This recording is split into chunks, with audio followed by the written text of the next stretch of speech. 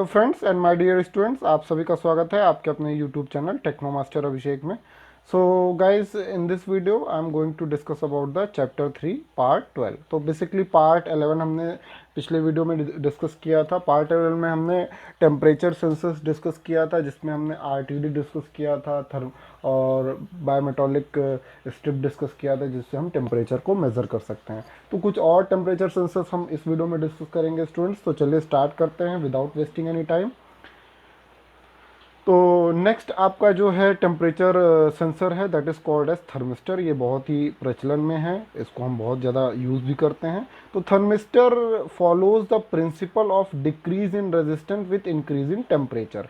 तो जो थर्मिस्टर होता है वो किस सिद्धांत पे वर्क करता है कि अगर हम किसी भी मटेरियल का या जिसका हम टेम्परेचर मेज़र कर रहे हैं, अगर रेजिस्टेंस यानी कि अगर टेम्परेचर बढ़ेगा तो जो रेजिस्टेंस है उसका प्रतिरोध है वो डिक्रीज कर जाएगा, यानी कि वाइसी वर्सा, यानी कि टेम्परेचर बढ़ने से रेजिस्टेंस डिक्रीज कर जाएगा। तो उस सिद्धांत पे ये थर्मिस्टर वर्क करता है, उस प्रिंसिपल पे वर्क करता है। तो material used in thermistor is generally a semiconductor material. तो मटेरियल जो हम यूज़ करते हैं थर्मिस्टर में that is a semiconductor material use करते हैं। जैसे आपका हो गया सिंटर्ड मेटल ऑक्साइड यूज़ करते हैं। सिंटर्ड मेटल ऑक्साइड क्या होता है? That is a mixture of metal oxides, कुछ मेटल ऑक्साइड्स का मिक्सचर होता है।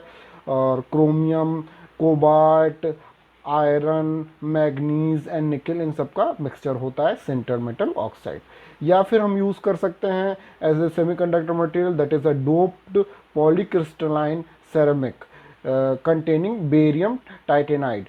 तो BaTiO3 बोलते हैं इसको, बेरियम टाइटेनाइड, यानी कि बेरियम टाइटेनाइड को पॉलीक्रिस्टलाइन सेरेमिक में डोप किया जाता है, उसके मिक्सिंग की जाती है। उस तरीके से हम ये मटेरियल यूज़ कर सकते हैं एज ए थर्मिस्टर में, और कुछ अदर कंपाउंड्स में यूज़ करते हैं।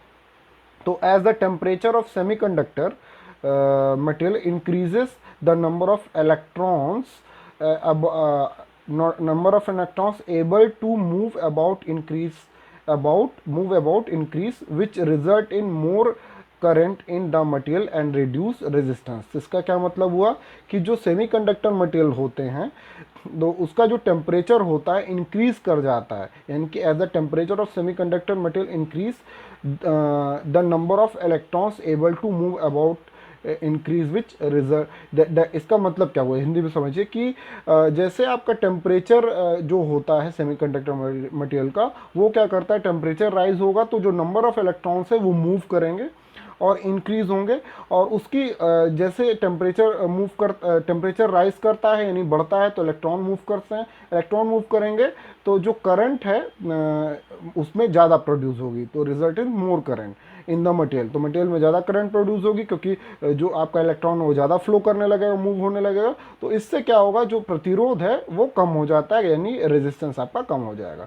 तो इसका मतलब हुआ कि रेजिस्टेंस रिड्यूस हुआ, इसका मतलब क्या हुआ, टेम्परेचर बढ़ रहा है। तो टेम्परेचर बढ़ने से मूवमेंट ऑफ इलेक्ट्रॉन ज़्यादा होगा, इंक्रीज करेगा, उससे ज़्यादा करंट का फ्लो होगा मटेरियल में, और रेजिस्टेंस आपका डिक्रीज कर जाएगा। तो इससे इस तरीके से हम मेजर कर लेंगे कि टेम्परेचर उसका राइज कर गया है।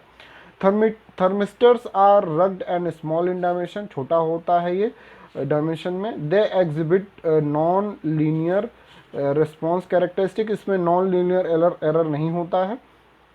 ऑलरेडी मैंने डिस्कस किया है कि ये नॉन लीनियर एरर क्या होता है।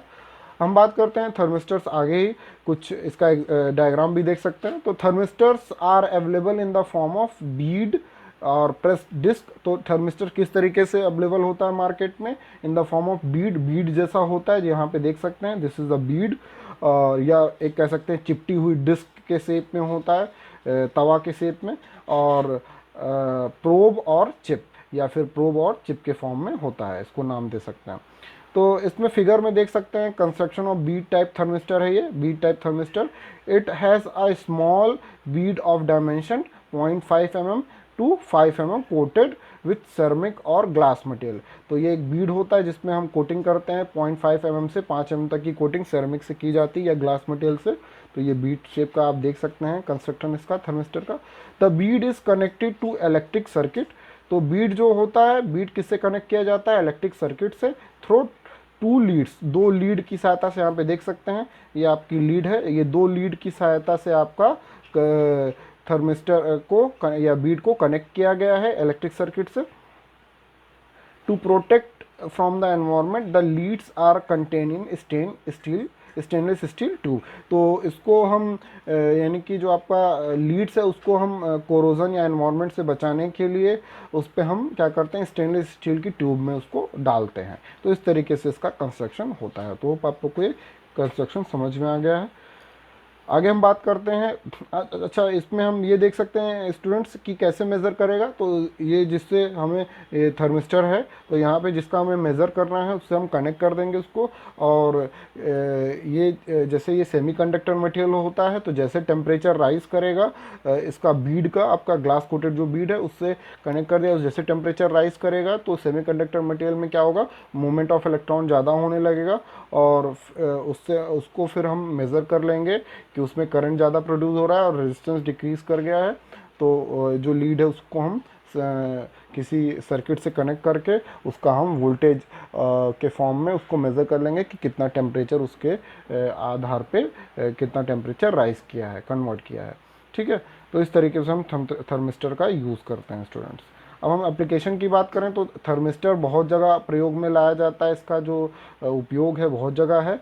तो जैसे to monitor the coolant temperature और oil temperature inside the engine, engine पे जो हम कूलेंट डालते हैं या फिर ऑयल डालते हैं उसके टेम्परेचर को मॉनिटर करने के लिए कितना टेम्परेचर है कि नहीं है, ज़्यादा है कि कम है, तो उसके लिए हम इसको थर्मिस्टर को यूज़ करते हैं।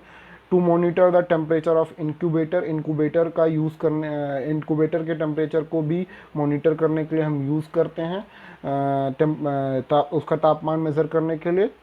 Thermistors are used in modern digital thermostats जो लगे होते हैं, मॉडर्न डिजिटल जो थर्मोस्टेट्स होते हैं जिसमें हम थर्मिस्टर्स का यूज़ करते हैं। जैसे आपका फ्रिज में भी थर्मोस्टेट लगा होता है जो जिसकी सहायता से हम टेम्परेचर को सेट कर सकते हैं। जैसे जो भी सीज़न होता है उसकी सहायता से वो सेट करता है, उतना टेम्परेचर हमने सेट कर दिया तो थर्मोस्टेट उतने ही टेम्परेचर पे उतनी ही कूलिंग करेगा।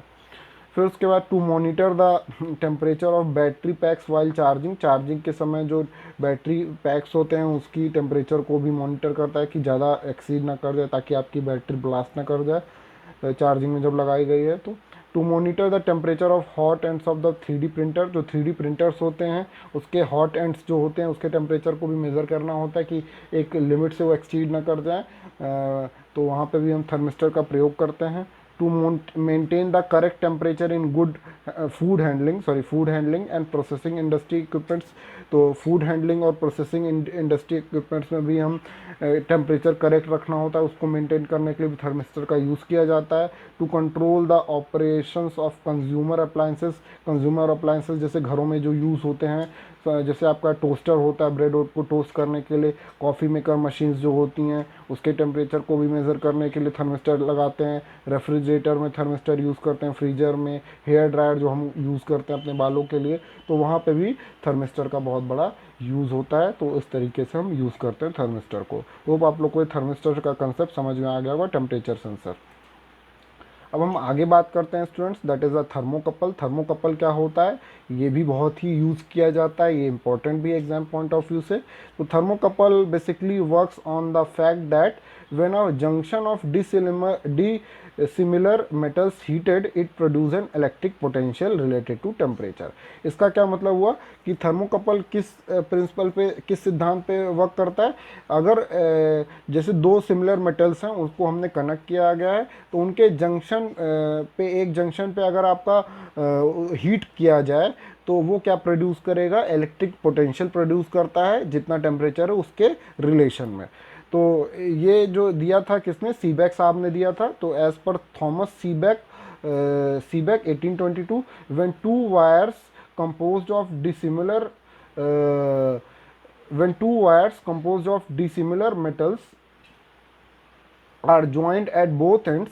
इसका क्या मतलब हुआ कि जब दो वायर्स को हम क्या करते हैं, दो वायर्स डिसिमिलर मेटल्स के दो वायर्स हैं, अगर दो अलग अलग मेटल्स के ज्वाइन करते हैं दो बोथ एंड्स पे, तो one of the ends is heated, तो एक एंड को हम हीट करते हैं, और then there is a continuous current which flows in the thermoelectric circuit. तो दो जैसे मान लीजिए दो वायर हमने कनेक्ट किया है, दो वायर हमने कनेक्ट किया है, तो एक जंक्शन पे हमने हीटिंग की है, और एक जंक्शन पे जब हीटिंग की है तो हीट करने पे क्या होगा कि आपका कंटिन्यूस करंट का फ्लो होने लगेगा, जो कि थर्मो इलेक्ट्रिक सर्किट में।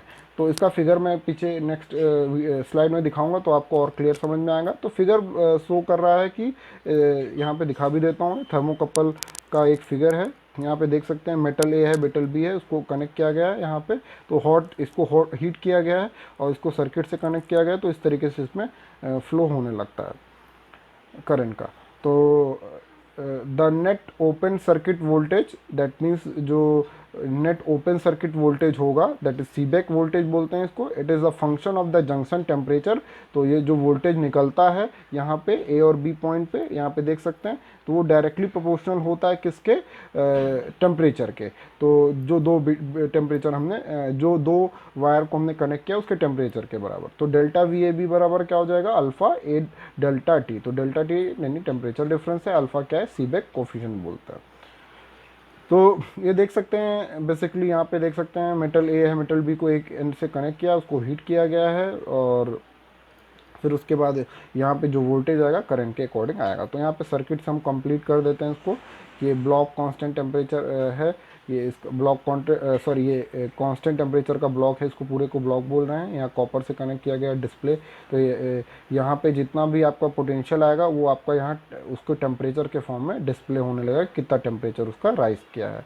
तो ये यहाँ पे कॉपर लगा दिया है, कॉपर एंड से इसको कनेक्ट किया गया है, और यहाँ पे आपका आउटपुट कंपनसेशन पीडी कंट्रोलर लगाते हैं। तो इतना इसमें डिटेल में नहीं जाना, बेसिकली आपको इतना ही समझना है, इतना बेसिकली इसके बारे में समझना है, क्योंकि आप डिटेल में इसको हमने नहीं जाना।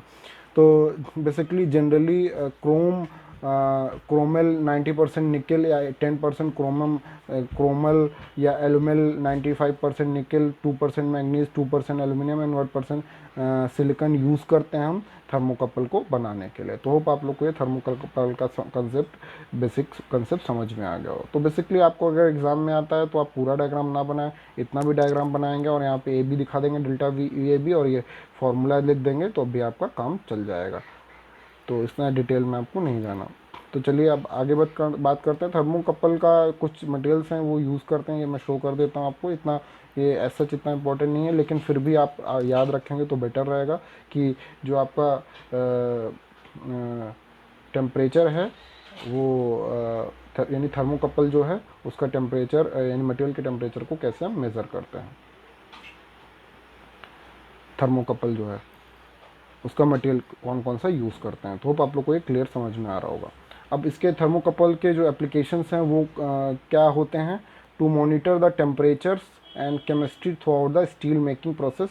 स्टील मेकिंग प्रोसेस में टेम्परेचर को मेज़र करने के लिए हम यूज़ करते हैं chemistry, like to monitor the temperature and chemistry throughout the steel making process. जब हम स्टील बनाते हैं, तैयार करते हैं, उस प्रक्रम में जो हम टेम्परेचर मेज़र किया जाता है उसके लिए भी थर्मोकपल का यूज़ करते हैं। Testing temperature associated with the process plant. Process plant में टेम्परेचर की टेस्टिंग करने के लिए भी हम यूज़ करते हैं। जैसे आपका केमिकल प्रोडक्शन यानी केमिकल का प्रोड्यूस कर रहे हैं, या पेट्रोलियम रिफाइनरीज में, क्योंकि टेम्परेचर वहाँ पे बहुत बड़ा रोल प्ले करता है। अगर टेम्परेचर एक्सीड कर जाएगा तो आपका बहुत बड़ा नुकसान हो सकता है। तो उस तरीके से वहाँ पे हम यूज़ करते हैं। तो testing of heating appliances, heat करने के लिए जो भी अप्लाइंसेस यूज़ करते हैं उसकी टेस्ट करने के लिए हम थर्मोकपल का यूज़ करते हैं।